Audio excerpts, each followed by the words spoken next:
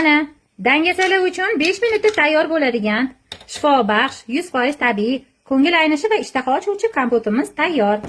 Qaynona oyijonim o'rgatgan 100% tabiiy, doimiy ravishda ko'ngli ayniydigan, ko'ngli behuzur bo'ladiganligi kompotni retseptini ko'rsatib o'taman. Hovlimizda o'sib turgan bir nechta yalpiz yaprog'idan terib olamiz, yuvib chayib oldik. Xalasa solamiz, aptekalarda sotadi. Men ziyonurlikini olaman chunki grammi 2 barobar ko'p bo'ladi. Miqdori ko'proq ichida. Gazlanmagan suv yoki qaynatib sovutilgan suv ham bo'ladi. Kompotimizni tayyorlashni boshlaymiz.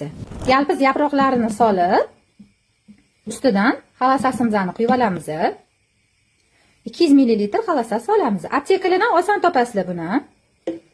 Ana endi gazlanmagan suvimizni yoki qaynatib sovutilgan suv solamiz.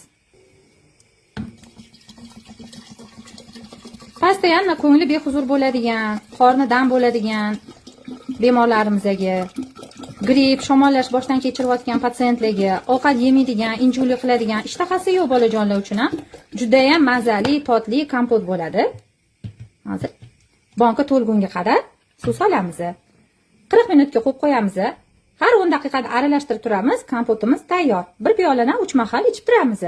Og'zi hidlanadiganlarga ham juda ham samarali ta'sir ko'rsatadi. Oshqozonni ham yaxshi davolaydi.